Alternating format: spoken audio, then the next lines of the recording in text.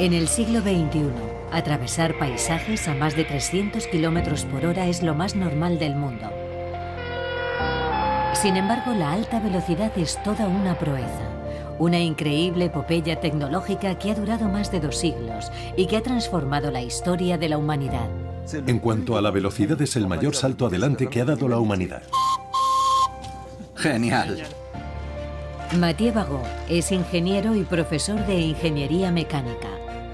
Va a seguir los pasos de los pioneros, de los inventores, que superaron increíbles desafíos para diseñar locomotoras cada vez más potentes. Trazaron vías para conquistar grandes espacios, unificar continentes y romper todas las reglas del juego ferroviario. El Hyperloop parece salido de la mente de Julio Verne. Es el futuro. Una investigación científica que sigue el rastro de aquellos visionarios que se convirtieron en los maestros del ferrocarril.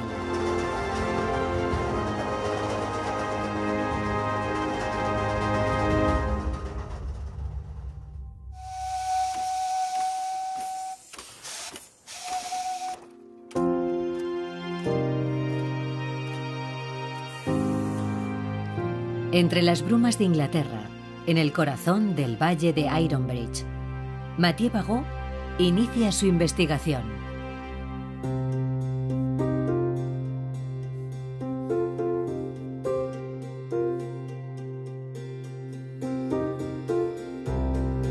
Esta gran región minera, otrora cuna de la revolución industrial, acogió en un momento de gran turbulencia en el siglo XIX a Richard Trevithick, un brillante ingeniero de Cornualles, que en medio del estruendo de los altos hornos comenzó a imaginar los engranajes de una máquina asombrosa, sin sospechar hasta qué punto iba a cambiar la historia del hombre y de la técnica. Vaya. Una máquina increíble.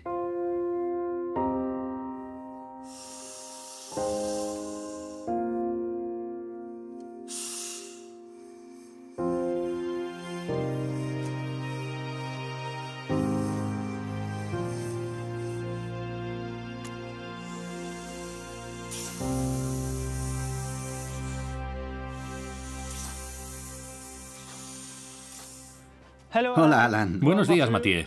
Esta máquina es extraordinaria. Estaba mirándola desde el otro lado del río. Sí. Me encanta toda esta mezcla de engranajes, de vapor y de humo. Es la primera máquina de vapor que circuló por unas vías y en la que se inspiraron todas las que llegaron después. Pero esta fue la primera. ¿Y cómo funciona? Ahí está el fuego y a su alrededor hay una caldera llena de agua. Cuando el fuego está lo bastante caliente, transforma el agua en vapor. ¿Y eso impulsa la locomotora? ¿Podemos probarla? Sí, claro.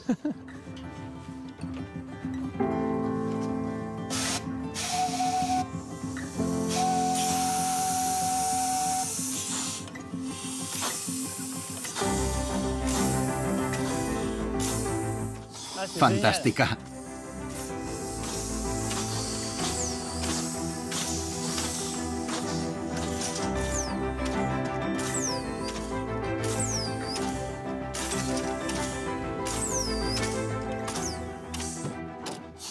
El vapor y todo. Es genial. Por eso asustaba a la gente la primera vez que la veían. ¿Ah, sí? Por el vapor. Puedo comprender por qué se asustaba la gente. Ruge como un monstruo y escupe vapor. Parece un dragón. ¿Esto es para controlar el vapor? Esto es para que el vapor entre en el pistón. Cuanto más vapor entra, más deprisa va. Es como el acelerador de un coche. En la caldera de una locomotora de vapor hay un fogón en el que se quema carbón. El humo del fogón se desplaza por un tubo en forma de U sumergido en un tanque de agua. Cuando hierve, el agua se transforma en vapor que penetra en una cámara sellada, el cilindro. La presión generada por el vapor ejerce fuerza sobre un pistón y lo pone en movimiento. Al final del recorrido, un sistema permite la inversión del trayecto del vapor en el cilindro e impulsa al pistón con un movimiento de vaivén continuo que permite mover la biela, una barra articulada que transmite el movimiento a las ruedas. Cuanto mayor sea el flujo de vapor y la presión, mayor será la potencia y la velocidad de la locomotora. Trevithick es heredero de James Watt, un gran ingeniero británico, cuyo trabajo con el vapor dio lugar a la invención de herramientas que sustituyeron la fuerza de producción humana y animal.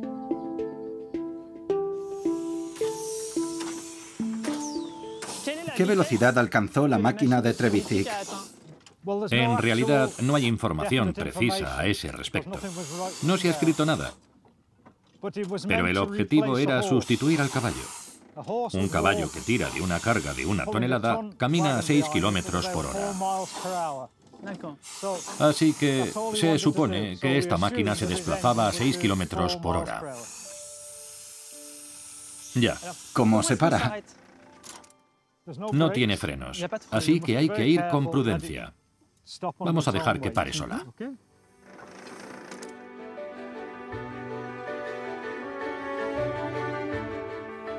Georgina, esta máquina no es exactamente la idea que tenemos de una locomotora, y sin embargo es la primera locomotora de la historia. Para comprenderla mejor, debemos profundizar en la biografía de Richard Trevithick. Su padre era mecánico en una región minera e instalaba y reparaba las máquinas de vapor. A los 19 años, Trevithick dejó los estudios y gracias al conocimiento que tenía de las máquinas de vapor, se convirtió también en mecánico. Construyó su máquina de vapor de alta presión y la colocó sobre 4 ruedas. Era una locomotora de carretera, con la que logró atravesar Cornualles a una velocidad de 13 kilómetros por hora. Efectivamente, Trevithick fue un gran ingeniero. Utilizó piezas que ya existían, las unió como si fuera un mecano y creó un objeto que nunca se había visto. Esa era una cualidad genial de aquellos grandes ingenieros. No inventaban, fusionaban tecnologías ya existentes. Sí, así es, pero tuvo problemas con las ruedas y se estrelló contra una pared. La dificultad para conducir esta máquina frenó su desarrollo. Trevithick tuvo entonces la idea, tan evidente como genial, de utilizar raíles que se usaban desde hacía mucho tiempo para transportar fácilmente cargas pesadas. Ideó un nuevo prototipo que simplemente colocó sobre las vías de una mina de carbón, y así nació el primer tren de la historia. La mañana del 21 de abril de 1804, la locomotora llevaba a 70 pasajeros a bordo, en 5 vagones cargados con 10 toneladas de hierro.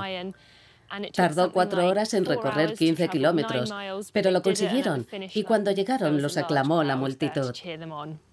Tantas horas de trabajo para hacer solo 15 kilómetros. Pero hay que reconocer que fue un gran paso en la evolución del transporte. Sería un momento de gloria para él.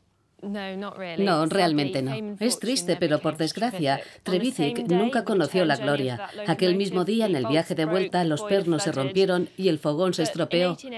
Pero en 1808 construyó otra locomotora que funcionó con éxito durante varias semanas.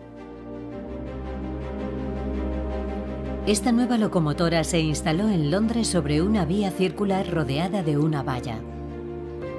Los pasajeros podían viajar en ella a cambio de unos cuantos chelines, pero bajo el peso de la máquina se partió un raíl que provocó el descarrilamiento de la locomotora y puso punto final a los experimentos de Trevithick.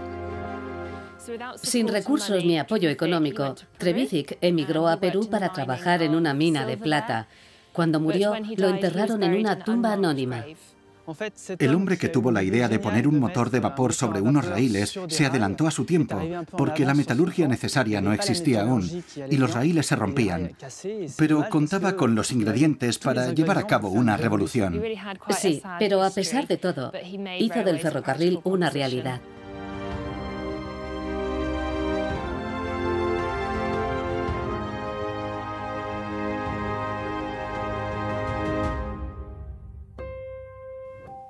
El secreto del ferrocarril está en el contacto entre la rueda de acero y el raíl de acero, porque con poca energía se pueden transportar grandes cargas.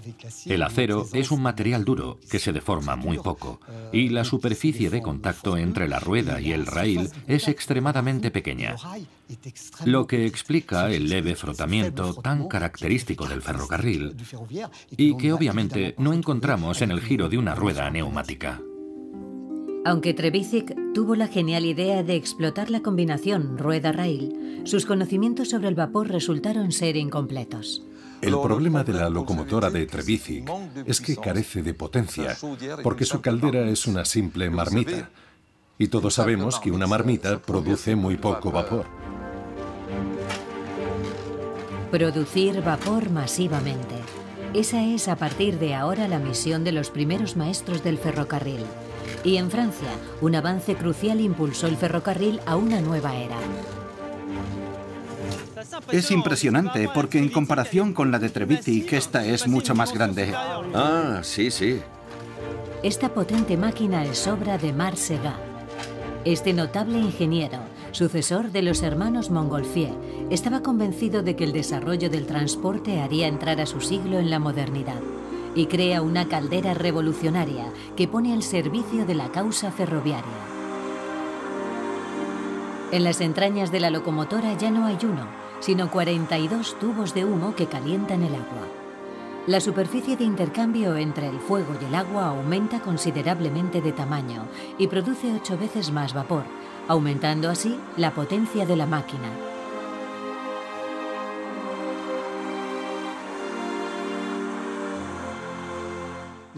La revolución de la caldera tubular dura hasta el final de la tracción de vapor.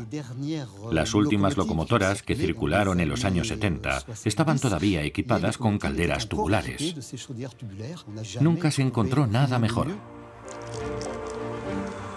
Marc Segat estuvo especialmente inspirado cuando ideó su caldera, pero las sutilezas de la transmisión mecánica se resistieron a su sagacidad. La locomotora de Marc Segat es una locomotora arcaica cuando él la crea porque pierde mucha energía para transmitir un modesto movimiento a partir de bielas que trabajan verticalmente.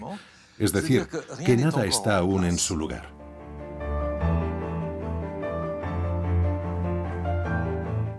George Stephenson, un ingeniero de minas, inventará la locomotora moderna, el famoso cohete. En el cohete, los cilindros están en una posición casi horizontal, lo que significa que trabajan directamente sobre las ruedas sin bielas de conexión verticales. Por tanto, es más simple y más racional. Así que en 1829, el cohete circuló a 59 kilómetros por hora, la mayor velocidad que jamás había alcanzado el hombre, abriendo simplemente una válvula en una máquina. Un rendimiento inédito que fascina tanto como preocupa. Adolphe Thiers, ministro a la sazón, dice que una velocidad de 30 o 40 kilómetros por hora descompondrá el cuerpo humano, que la carne no podrá mantenerse adherida al esqueleto y desaconseja tales velocidades. Este miedo irracional no resistirá mucho tiempo ante la evidencia del progreso. A partir de ese momento ya nada se interpondrá en el camino del ferrocarril. Pero más allá del transporte, la sociedad sufrirá una profunda transformación gracias a la celeridad de la revolución ferroviaria. Antes de que existiera el ferrocarril, no había realmente horario para los viajes. ¿Saben que las diligencias citaban a los pasajeros al amanecer? Así que cuando el sol empezaba a salir, la gente decía, bueno, es hora de ir a tomar la diligencia, y llegaban a pie tranquilamente. Los horarios eran bastante difusos. El ferrocarril exigía puntualidad por una sencilla razón, por seguridad y orden. Los horarios de los trenes eran precisos y exigentes y marcaron hasta tal punto la vida de la gente que la hora que daba el reloj de la estación sustituyó a la de las iglesias. El cometido del ferrocarril también fue el de unificar un territorio, crear un país.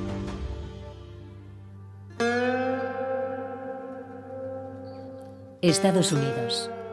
Un mito. Un país continente.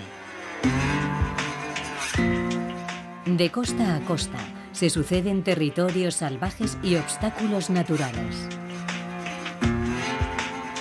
Es un desafío desmesurado, pero sin embargo, se convertirá en una fantástica epopeya ferroviaria que dará lugar al nacimiento de la nación estadounidense.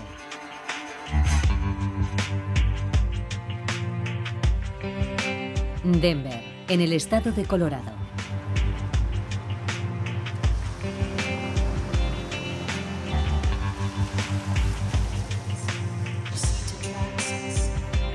A bordo del California Zephyr, un tren legendario que atraviesa en 3 días Estados Unidos de este a oeste, cubriendo un recorrido de casi 4.000 kilómetros, Mathieu Bagot va a saborear el espíritu ferroviario estadounidense. Bienvenido a bordo. Tras abandonar la estación de Denver, el California Zephyr inicia una larga y lenta ascensión de las míticas montañas rocosas. Una primera impresión de la diversidad geográfica del continente.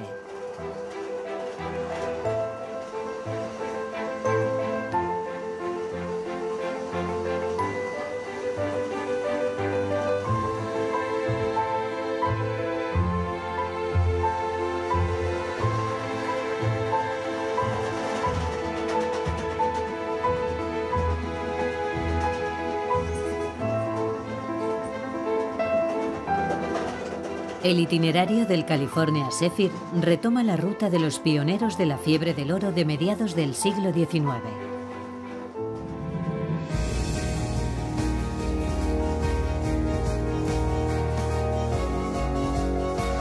Eran necesarios no menos de 4 o 5 meses para llegar al oeste del país, en unas condiciones pésimas, luchando contra el frío, la amenaza de los ataques de los indígenas y a merced de hambrunas y enfermedades. Miles de personas perdieron la vida.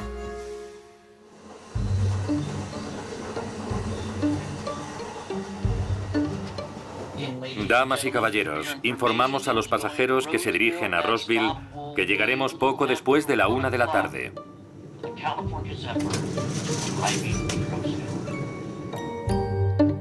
Por sorprendente que parezca, hay ricos, fanáticos de los viajes en tren, que pueden enganchar sus vagones vintage en la parte trasera del California Zephyr y disfrutar del lujo ferroviario de antaño.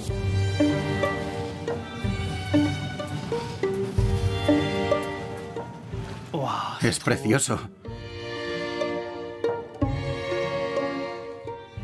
Es una habitación muy amplia. Es raro ver una mesa así en un tren. Está exactamente igual que la primera vez que circuló en 1923. Los presidentes de Estados Unidos, Franklin Roosevelt o Harry Truman, viajaban en un coche igual que este. Vagones dotados de una plataforma, un auténtico podio rodante, perfecto para recorrer el país durante la campaña electoral.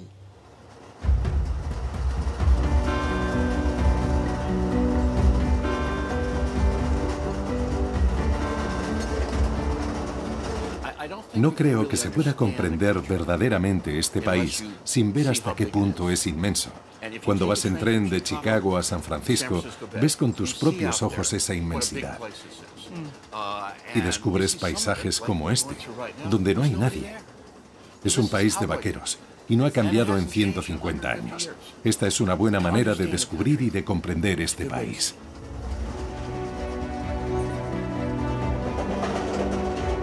Tras más de 40 horas de travesía, el Zephyr llega por fin a su destino: California.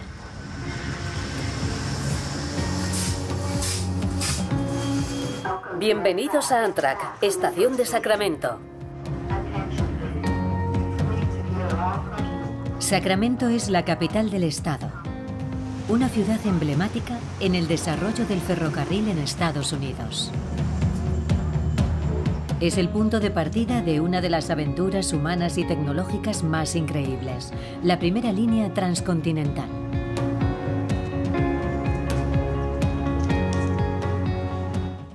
El ferrocarril fue fundamental para el crecimiento de Estados Unidos en el siglo XIX. Es tan importante como la llegada del hombre a la Luna 100 años después. Y desde el primer día en que se puso en marcha, se empezó a pensar en un ferrocarril transcontinental que conectara la costa este con la costa oeste. Para construir un ferrocarril transcontinental necesitaban ingenieros capaces de innovar y de lograr cosas que hasta entonces se consideraban imposibles. Es realmente una historia increíble. Para cumplir esa loca ambición, en el año 1862, a petición de Lincoln, el Congreso aprobó la Ley de Ferrocarriles del Pacífico. Fue un reto inmenso, crear, en un país todavía desgarrado por la Guerra de Secesión, la línea de ferrocarril más grande del mundo. Al llegar a la estación, he visto un inmenso mural que describe el inicio del ferrocarril, aquí en Sacramento. Sí, es uno de mis murales favoritos. Representa la palada inicial del Transcontinental el 9 de enero de 1863. ¿Y sabe que el evento tuvo lugar precisamente aquí? ¿Aquí mismo? Sí. Es emocionante estar en el lugar donde comenzó todo. ¿Y por qué aquí? Sacramento es la capital del estado, ya lo era en 1863. En aquel momento era también el centro de la actividad económica del estado, y todo el oro de las minas acababa aquí, en Sacramento. En plena fiebre del oro, 4 hombres. Leland Stanford, mayorista. Charles Crocker, dueño de una fundición. Collis Huntington y Mark Hopkins, ambos propietarios de comercios, se asociaron para fundar la Central Pacific Railroad Company. Apodados los 4 grandes de Big Four, este grupo de audaces comerciantes apuesta por esta ruta transcontinental, convencidos de que les proporcionará gloria y fortuna. Pero llevar a cabo este titánico proyecto será imposible sin un ejército de trabajadores experimentados. Cuando comenzó la construcción, enseguida faltó mano de obra por diferentes razones. Una fue que muchos hombres blancos se marcharon a combatir al este del país en la Guerra de Secesión.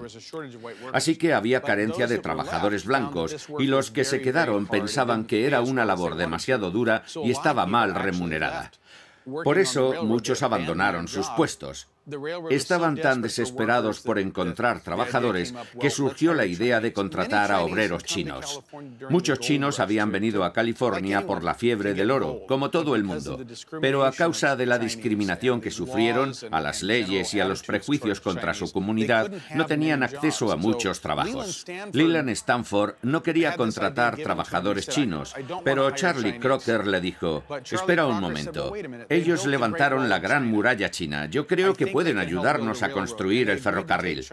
Así que llegaron a un acuerdo para probar, y en varias semanas los chinos demostraron ser unos trabajadores excelentes. Trabajaban duro durante muchas horas, por menos dinero que los blancos, y eran muy leales.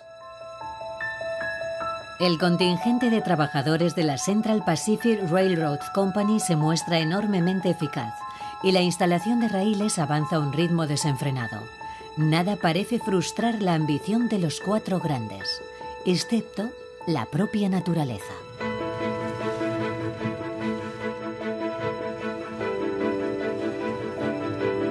A solo un centenar de kilómetros de Sacramento, se yergue un terrible obstáculo, a priori infranqueable: las escarpadas pendientes de Sierra Nevada.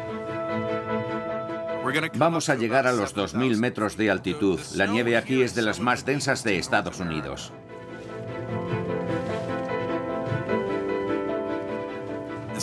Esta es una parte de la cordillera de Sierra Nevada, un gran bloque de granito que emerge de la tierra. Phil Sexton y Mathieu Bagot conducen hacia la cima del Paso Donner, un lugar inscrito en la memoria colectiva estadounidense debido a la tragedia que tuvo lugar allí en el año 1847. Un grupo de pioneros se quedó atrapado durante un invierno implacable y desapareció la mitad de sus integrantes. Algunos supervivientes recurrieron incluso al canibalismo.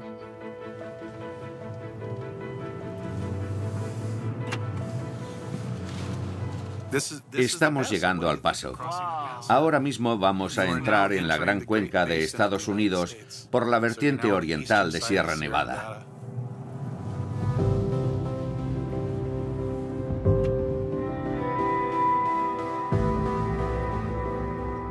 El Paso Donner. Un paraje tan hostil como increíblemente hermoso.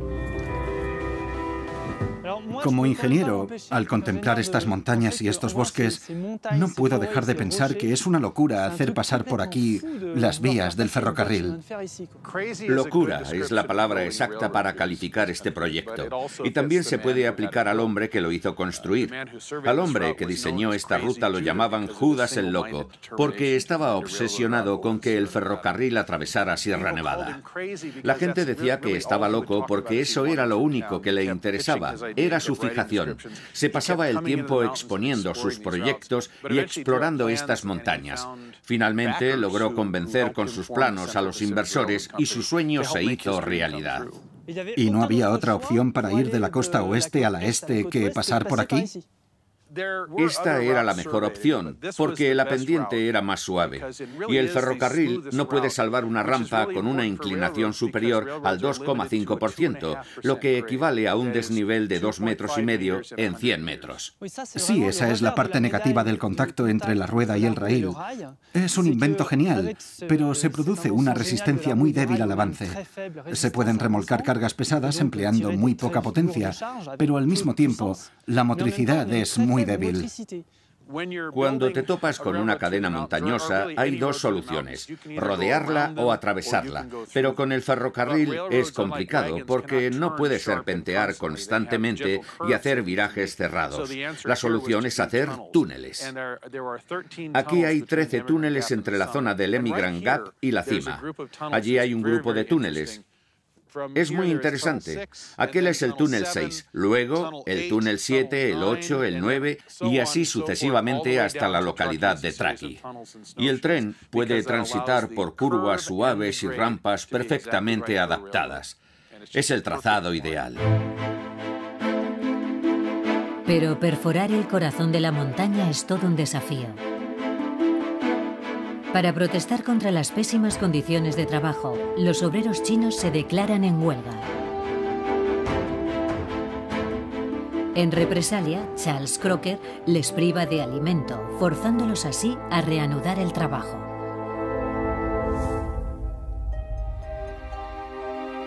En la carrera ferroviaria hacia el este, el fin se convierte en medio. Los materiales se transportan más cerca de la cantera en vagones tirados por locomotoras sobre los raíles recién colocados.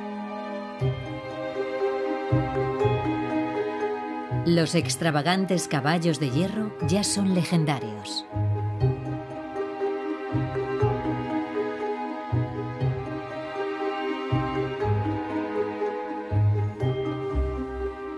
Me encantan los colores de estas locomotoras.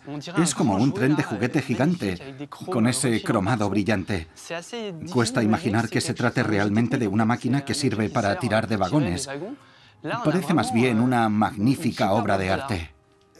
Creo que refleja cierta exuberancia del siglo XIX. Los constructores estaban orgullosos y querían que sus locomotoras llamaran la atención, y los maquinistas también. Cuando les asignaban una locomotora, la sentían un poco suya. Las cuidaban con esmero, las pulían y las decoraban. Otra cosa que me sorprende como ingeniero son las ruedas tan pequeñas de la parte delantera. ¿Por qué? La rueda grande está conectada a la biela, que mueve la locomotora hacia adelante y hacia atrás. Los dos pequeños conjuntos de ruedas de la parte delantera y trasera son los bogies y no están fijos. Los bogies son pequeños conjuntos de 4 ruedas. Dispuestos en la parte delantera y trasera de la máquina, permiten una mejor distribución del peso de la locomotora sobre los raíles.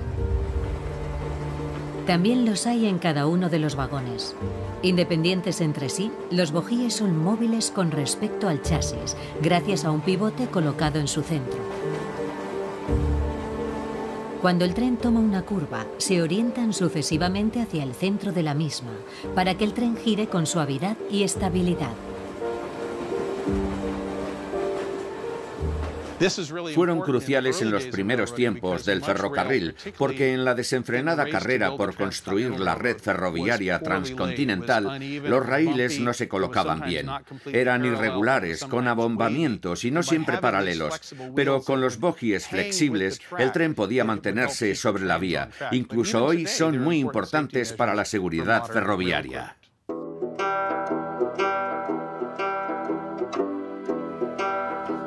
Las locomotoras de la Central Pacific Railroad Company no son las únicas en asumir el desafío transcontinental. Una empresa rival, la Union Pacific, se lanza a su vez a la aventura desde la costa este del país. El punto de partida de la línea ferroviaria se encuentra en la ciudad de Omaha, conocida como la puerta de entrada al oeste. Grenville Dodge, un ex general de la Union, toma el mando de un ejército formado por inmigrantes irlandeses, esclavos liberados y veteranos de la guerra civil. Las vastas llanuras de Nebraska son un terreno propicio, pero la Union Pacific tendrá que afrontar otras dificultades. El mayor desafío al que se enfrentó la Union Pacific fue lo que se conocía como el infierno sobre ruedas. Así se llamaba a los poblados de tiendas de campaña que se transportaban en la parte posterior de los trenes y que se instalaban a lo largo de la vía en construcción. Eran lugares de inusitada violencia y laxitud moral. Había casinos y casas de mala reputación y el ambiente era violento y procaz. Por cada trabajador que moría en un accidente construyendo el ferrocarril, había 4 muertos o heridos en aquellos infiernos sobre ruedas. El otro gran problema para la Union Pacific fueron los indios que vivían en estas tierras desde hacía miles de años. En respuesta a esta intrusión en su territorio, los nativos atacaban los trenes. Para los indios, el ferrocarril fue una catástrofe irreversible que alteró para siempre su forma de vida. En el año 1869, las rutas rivales procedentes del este y del oeste convergen al fin. Pero las empresas continúan su trazado en paralelo. Una medida absurda a la que pone coto el presidente Grant al exigir que se encuentren definitivamente en pleno corazón de Utah, en un lugar llamado Promontory Summit. Esta es la célebre fotografía que conmemora la colocación del último clavo. Como se puede apreciar, los 2 maquinistas, de pie sobre la parte delantera de sus respectivas locomotoras, tienen una botella en la mano. La de la izquierda lleva agua del Pacífico y la de la derecha del Atlántico. Simboliza la unión de ambos océanos. Unos obreros chinos se encargaron del último tramo de la vía en reconocimiento a su contribución. Hubo una ceremonia para colocar el último clavo, un clavo de oro. Es el símbolo de la unión de Estados Unidos. El ferrocarril unió el país de este a oeste y lo convirtió en una nación transcontinental. Lo que antes requería 4 meses de expedición en carreta o 6 meses de travesía en barco rodeando el Cabo de Hornos en Sudamérica, se convirtió en un viaje de 12 días en tren y un poco más tarde de tan solo 8 días.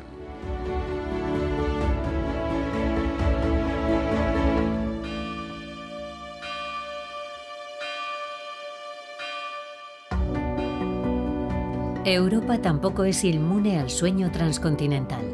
Los trenes van de capital en capital, tirados por locomotoras cada vez más potentes, que vomitan grandes nubes de vapor por las llanuras del viejo continente. Las reinas de estos dragones humeantes fueron las legendarias locomotoras Pacific 231.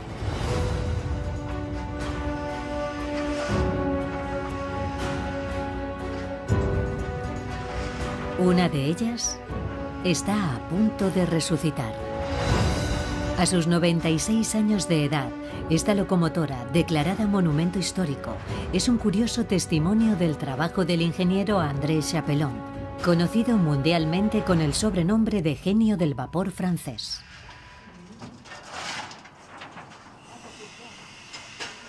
Parece la puerta de una caja fuerte.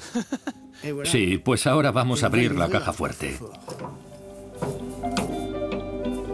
El secreto del vapor se esconde detrás de la gruesa puerta batiente de la caja de humos. ¿Qué es ese dispositivo que ocupa el centro de la caja de humos? Esa es la escotilla de escape, por donde sale el vapor después de actuar en los cilindros. De hecho, es lo que hace chuchú, el famoso chuchú de las locomotoras de vapor. También es por aquí por donde se evacúan el humo y los gases calientes de la combustión del carbón. Digamos que es un sistema de extracción de humos. Eso es, se libera el vapor. Esto absorbe los gases calientes del fogón. Eso mejora la producción de vapor. ¿Y ese otro dispositivo? Son los tubos. Los tubos de humo. Es como en la caldera tubular de Marc-Seguin. Así es. Pero hay una novedad. Esos otros tubos que penetran en los tubos de humo. Sí, es lo que llamamos sobrecalentadores. A través de estos tubos, el vapor recién creado vuelve a pasar por el corazón de la caldera y eleva su temperatura hasta 350 grados. Liberado de la más mínima gota de agua, este vapor seco ofrece un rendimiento sin igual. Las locomotoras, que tenían una potencia de unos 2.300 caballos, con todas estas mejoras, pasaron a tener entre 3.000 y 3.500 caballos. Y lo más sorprendente es que, además, consumían un 20% menos de agua y un 15% menos de carbón, como mínimo. Lograban un mayor rendimiento con un menor consumo. Eso es. Para devolver la vida a esta máquina excepcional, Alain y todos los miembros del Pacific Vapor Club llevan casi 10 años trabajando. Una aventura a punto de culminar con el primer encendido de la Pacific.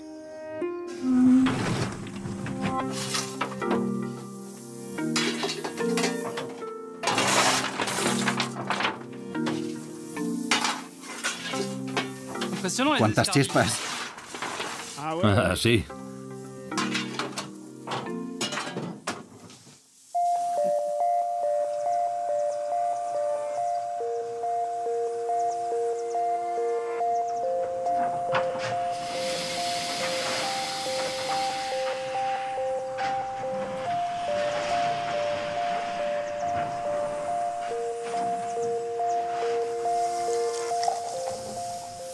Ya estamos listos para volver a ponerla en marcha. ¡Qué suspense! Esperemos que arranque.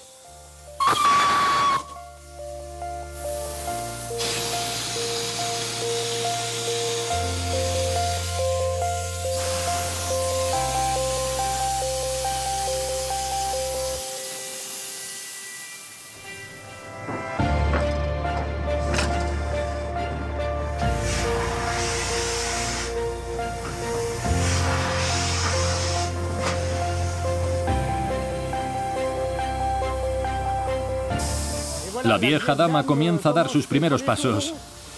Fantástico.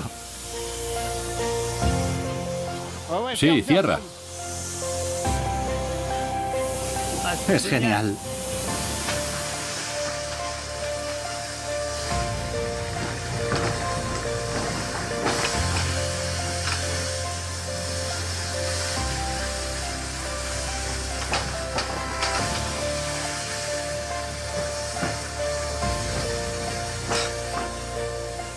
Parece que funciona. Funciona. Fantástico. Tras 10 años de esfuerzos, he aquí la recompensa.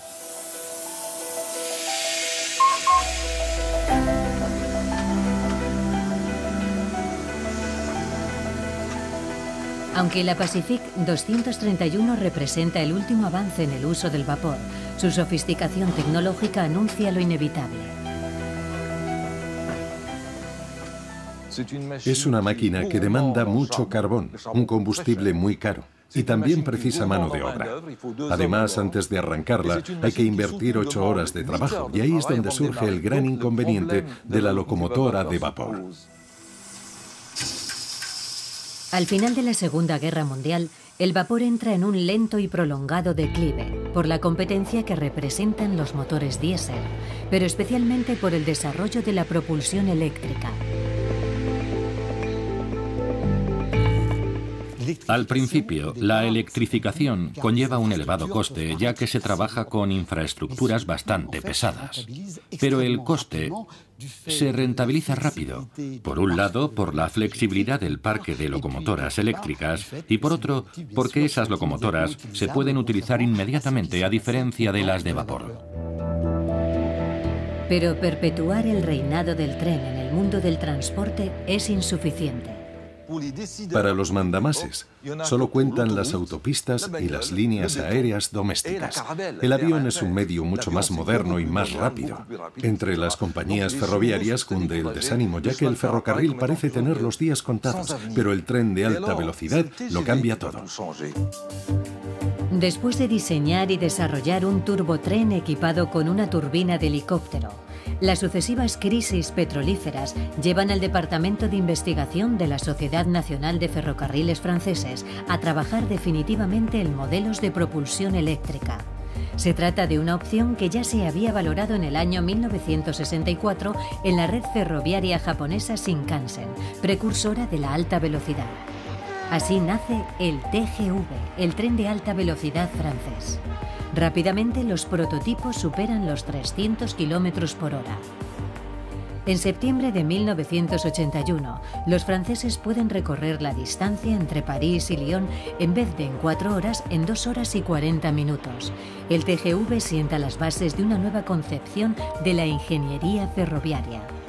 Su convoy articulado, rematado por 2 locomotoras que tiran y empujan simultáneamente del tren, y su diseño aerodinámico lo convierten en una de las joyas de la industria francesa.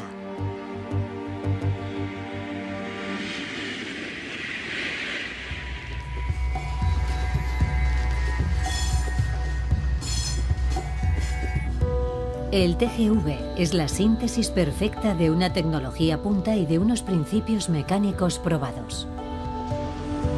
Sus ruedas son muy similares a las de las primeras locomotoras, pero con un perfil ligeramente cónico.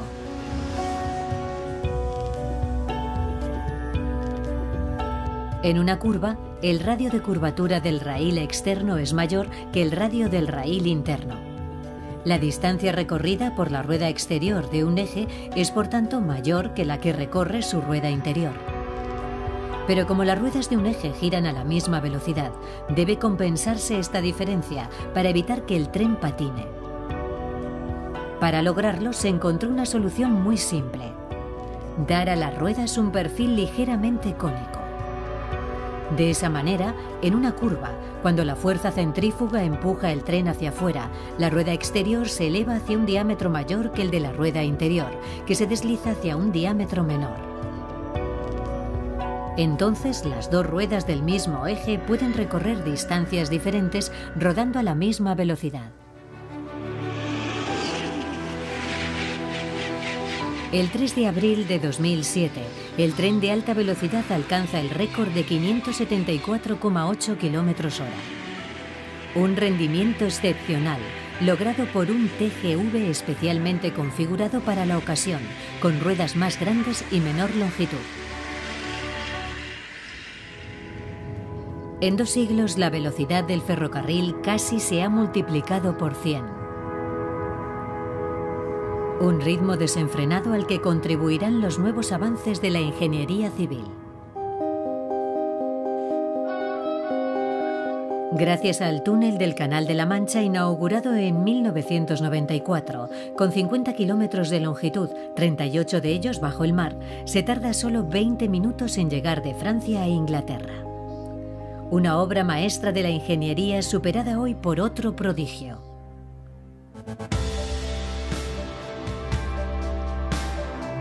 El túnel de base de San Gotardo ostenta un nuevo récord mundial. Sus 57 kilómetros atraviesan los Alpes suizos.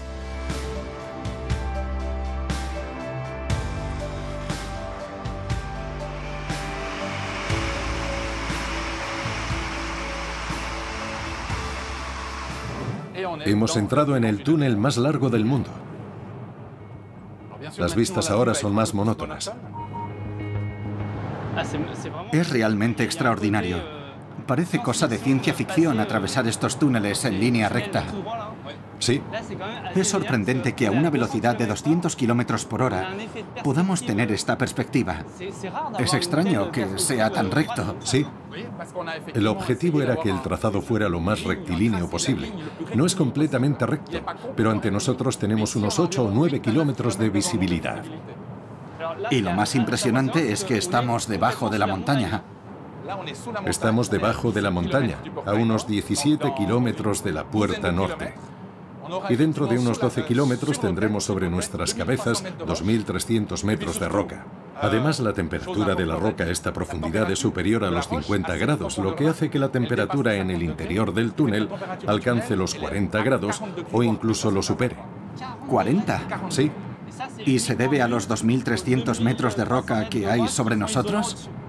Eso es, sí. Es un buen aislamiento. Sí, en efecto. No hay riesgo de nevadas.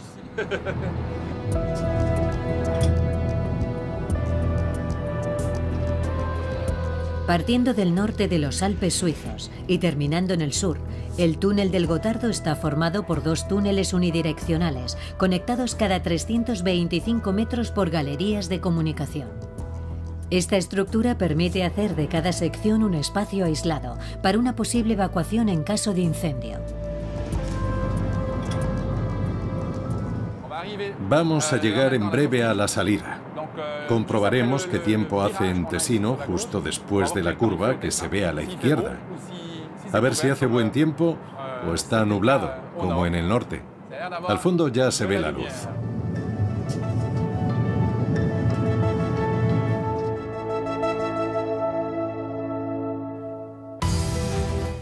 Vaya, fantástico.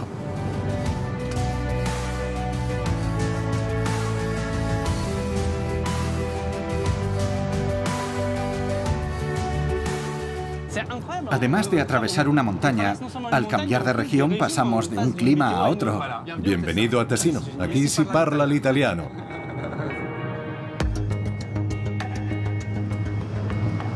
El túnel ferroviario más largo del mundo se inauguró en junio de 2016 y fueron necesarios 17 años de trabajo, de los cuales 10 se dedicaron exclusivamente a perforar la montaña con la ayuda de tuneladoras gigantescas. Para horadar los 114 kilómetros que suman los 2 túneles, además de los pozos de evacuación de aire y las galerías de acceso, se extrajeron 28 millones de toneladas de escombros. A principios del siglo XXI, todos los elementos de la ciencia ferroviaria parecen estar ya perfectamente dominados. ¿Cómo podrá entonces seguir evolucionando el tren? Si me preguntáis cómo será el tren en el año 2080 o 2100, yo diría que os lo puedo enseñar. Y os sorprendería, pero os mostraría el último Thalys o el último Eurostar en la estación del norte. Esos trenes seguirán funcionando dentro de 50 o 60 años. El ferrocarril será el mismo que tenemos hoy. Para que el tren evolucione, en teoría, tendría que producirse una ruptura tecnológica cuya consecuencia fuera el abandono del sistema actual de rueda-raíl de acero. En Japón, un nuevo prototipo de tren, el Maglev, ya ha superado la barrera de los 600 kilómetros por hora. El término maglev es la contracción de 2 palabras, magnetismo y levitación. Es un tren de sustentación electrodinámica. A lo largo del tren se ha instalado una serie de potentes electroimanes. Sobre el trazado guía en forma de U se colocan otros electroimanes cuyas polaridades se pueden modificar. La alternancia de polaridad hace que el tren sea atraído y repelido por la vía para que así pueda avanzar. Cuanto más rápida sea la inversión de la polaridad, más rápido circulará el tren. A partir de los 150 km por hora las ruedas se retraen, ya que el campo magnético generado por el paso del maglev sobre la vía permite al tren levitar a una altura de 10 centímetros. Pero esta tecnología punta es tan innovadora que requiere de una inversión colosal. Para desplegar este sistema, habría que conseguir una alta optimización de los costes. En lo que respecta a Francia, por ejemplo, no tenemos previsto reemplazar la infraestructura existente por un nuevo sistema de levitación electromagnética. La mejora en la velocidad jamás compensaría la inversión que requeriría su instalación. El campo de la hipervelocidad no escapa a las leyes de la física. La fricción del aire aumenta de manera considerable, forzando una propulsión intensa y un voraz consumo de energía. Frente a estos obstáculos aerodinámicos, enseguida surge la tentación de pensar que lo más sencillo para sortear ese problema sería que el tren circulara por un tubo en el que previamente se habría hecho un vacío total o parcial, justo en lo que se basa el Hyperloop. El Hyperloop es un proyecto concebido por un multimillonario ávido de progreso, Elon Musk.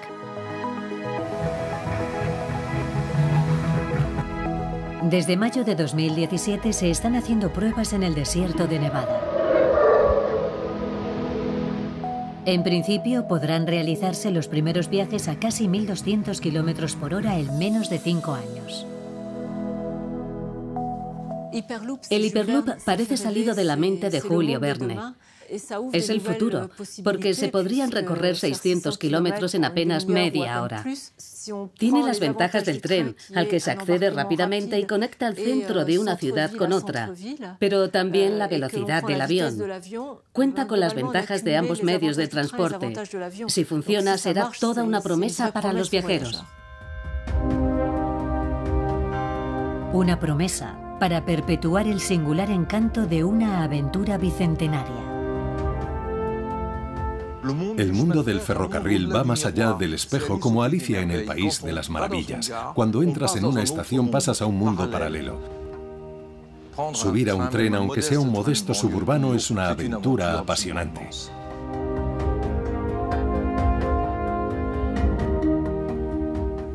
Viajar en tren nunca ha sido algo banal. Hay una frase muy hermosa del poeta Guillaume Apollinaire que dice: «Temo que un día el tren deje de moverse». Esa frase resume a las mil maravillas esa magia tan difícil de describir que evoca en todos nosotros el tren y el mundo ferroviario, y que hace que aún hoy la gente se detenga al ver pasar un tren.